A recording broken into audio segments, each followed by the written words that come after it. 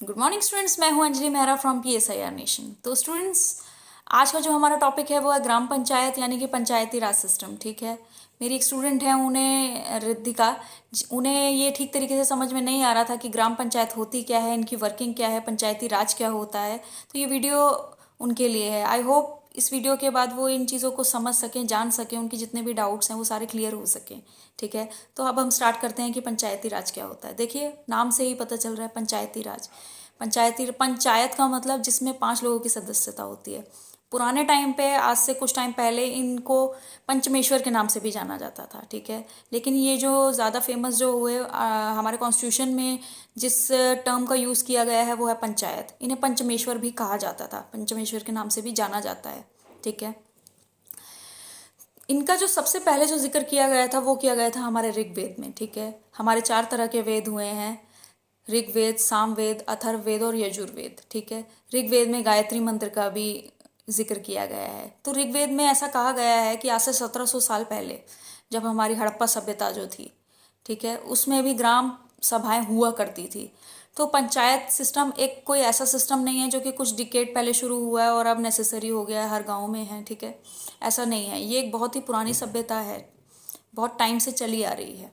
ठीक, ऋग्वेद में जिक्र होने के बाद लॉर्ड रिपिन जो थे, लॉर्ड रिपिन प्रस्ताव 1882, उसमें भी इसका जिक्र किया गया है। ठीक है, लेकिन क्वेश्चन ये आता है कि कॉन्स्टिट्यूशन को कब लगा कि इस चीज़ को अडॉप्ट करना चाहिए, हमें अपने सिस्टम में इस चीज़ को लाना चाहिए।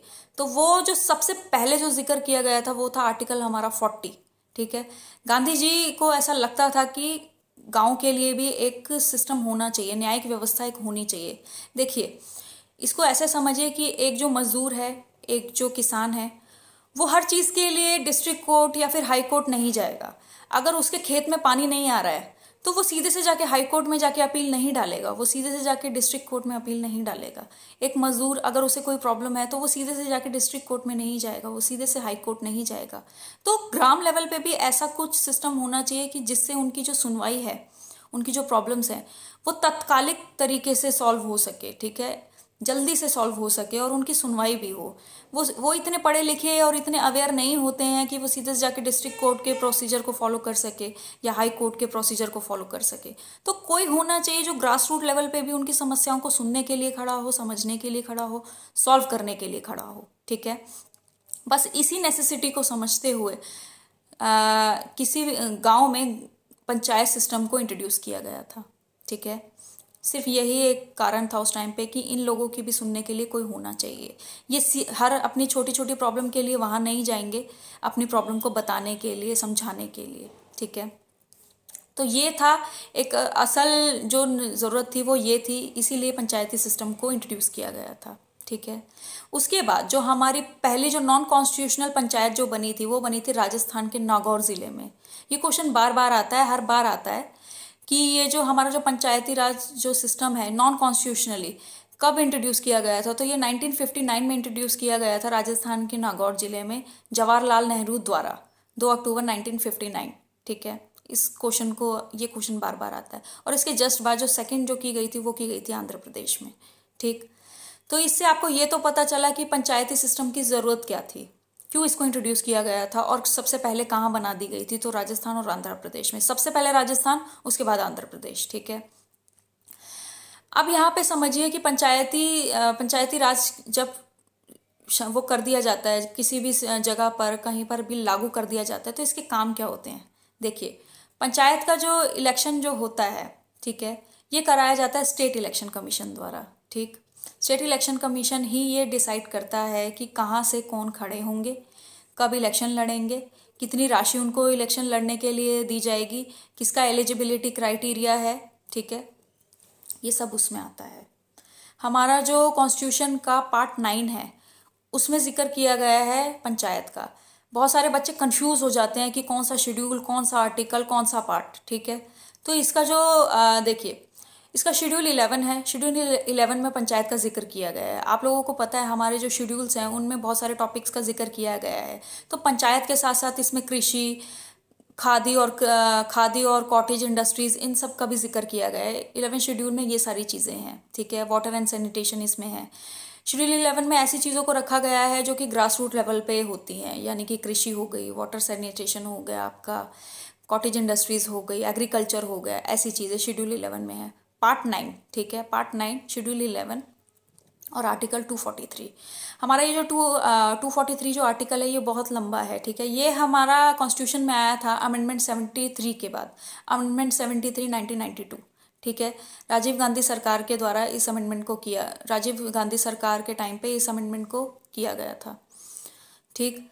और जब इसको इंट्रोड्यूस कर दिया गया था तो आर्टिकल 74 यानी कि अमेंडमेंट 74 जो था वो था एमसीडीज यानी म्यूनिसिपल कॉर्पोरेशंस। तो इन दोनों चीज़ों को आप लोग जब भी पढ़ें वो साथ में पढ़ें, लेकिन इस टाइम पे जो बात हो रही है वो पंचायती राज की हो रही है, ठीक है। जब ये सब चीज़ें हो रही थी, ये सब मतलब जब इलेक्शन और ये सब इनका पूरा व्यवस्था इन लोगों को कर दी गई स्टेट इलेक्शन कमीशन की, ठीक है। तो अब यहाँ पे फ़र्क समझिए, एक सेंट्रल इलेक्शन कमीशन का क्या काम होता है और एक स्टेट इलेक्शन कमीशन का क्या काम होता है। देखिए, सेंट्रल इलेक्शन कमीशन वो होता है जो सेंटर के इलेक्शंस को करता है, यानी कि हमारे प्रधानमंत्री जी का जो इलेक्शन होता है वो सेंट्रल इलेक्शन कमीशन के द्वारा किया जाता है, ठीक है।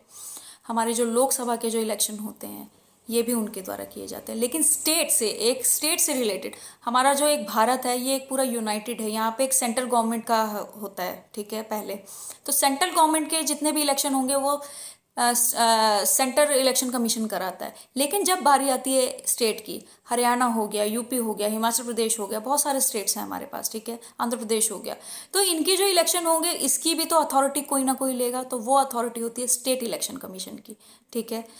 ये इनके काम होते हैं, इलेक्शन करवाना, किस तरीके से करवाना, स्मूथली कराना, ये स्टेट इलेक्शन कमीशन का काम होता है, ठीक है।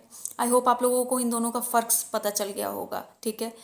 हम लोग डायरेक्टली जब प्रधानमंत्री जी को इलेक्ट करते हैं तो ये जो अथॉरिटी है ये आपकी सेंट्रल इलेक्शन कमीशन के पास है। लेकिन जब हम अपने पंचों को चुनते हैं तो ये एक स्टेट इलेक्शन कमीशन के पास होती है।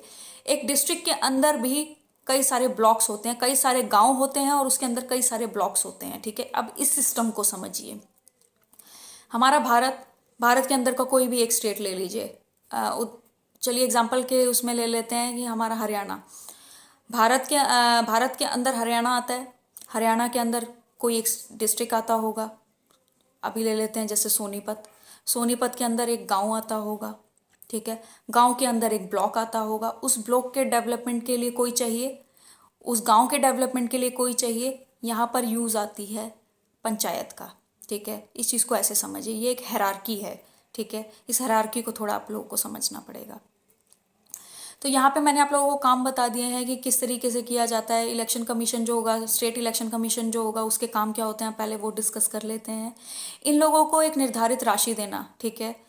ये लोग ज़रूरत से ज़्यादा अपना पैसा वहाँ खर्च ना कर सके, इलेक्शन के प्रचार में ना कर सकें खर्च, तो एक निर्धारित राशि दी जाती है, ठीक है। वो काम इलेक्शन कमीशन का होता है। इन लोगों को सिंबल देना यानी कि चुनाव चिन्ह देना इलेक्शन कमीशन का काम होता है, ठीक है। इन लोगों को टिकट देना इलेक्शन कमीशन का काम होता है। इनके ऊपर पूरे तरीके से नज़र रखना ताकि ये पूरे तरीके से कोड ऑफ कंडक्ट का पालन कर सके, आचार संहिता का पूरे तरीके से पालन कर सकें, ये काम होता है स्टेट इलेक्शन कमीशन का, ठीक है। तो आई होप आप लोगों को जो बेसिक जो डाउट्स थे वो आप लोगों के क्लियर हो गए होंगे कि क्या था, क्यों था, कैसे किया गया, ठीक है। तो आर्टिकल 40 में अब यहाँ पे ना दो तरह के क्वेश्चन बनते हैं, ठीक है, कि सबसे पहले जिक्र कहाँ किया गया था कॉन्स्टिट्यूशन में, ठीक है। तो वो किया गया था आर्टिकल 40 में, और इसको पूरे तरीके से डिस्क्राइब किस में किया गया है तो वो किया गया आर्टिकल 243 में, ठीक है। तो जब आप क्वेश्चन को पढ़ें तो ज़रा ध्यान से पढ़िएगा कि ये वो आपसे पूछना क्या चाह रहा है। वो आपसे पहला जिक्र पूछ रहा है या पहला अमेंडमेंट पूछ रहा है या क्या पूछना चाह रहा है, ठीक है। अगर आपसे पूछा जाता है कि सबसे पहले पंचायत शब्द का प्रयोग कॉन्स्टिट्यूशन में कहाँ किया गया है तो आर्टिकल 40, और पंचायत को ठीक तरीके से डिस्क्राइब कहाँ किया गया है तो आर्टिकल 243। पंचायत का सबसे पहले जिक्र कहाँ किया गया है तो ऋग्वेदास, ठीक है। ये थोड़ा सा समझ लीजिएगा क्योंकि एग्जामिनर्स जो होते हैं ना वो आप लोगों के दिमाग के साथ खेल लेते हैं, ठीक है। तो उनको खेलने नहीं देना है। इस तरीके से अपनी नॉलेज को बनाइए कि अगर आपसे कोई पूछता है तो आपको उसका जवाब पता होना चाहिए, ठीक है। तो ये था हमारे पंचायत का काम, ठीक। एक ब्लॉक के लेवल पे आप लोगों ने मूवीज़ वगैरह में भी देखा, एक बहुत बड़ी फेमस मूवी में भी लिखा गया है कि एक ब्लॉक की जब डेवलपमेंट होती है तो सीधे से डीएम के ऑफिस में जाया जाता है और किस तरीके से उसे खत लिखा जाता है, तो वो पंचायत के ही एक सदस्य रहे होंगे, इसीलिए वो ब्लॉक लेवल पे वहाँ गए डीएम के ऑफिस में लेटर लिखने के लिए। तो जब मूवीज़ को देखते हैं तो थोड़ा सा अपने दिमाग को थोड़ा खोला कीजिए कि भाई ऐसा क्यों हो रहा है, किस तरह से हो रहा है। मूवीज़ देखना ही ज़रूरी नहीं है, मूवीज़ की स्टोरीज़ को सुनना समझना भी ज़रूरी हो जाता है। हर तरीके की मूवीज़ नहीं जो थोड़ा सा आपको समझाती हैं, अब आप पढ़ने लिखने वाली लाइन में हैं तो उन चीज़ों को थोड़ा सा समझिए, ठीक है।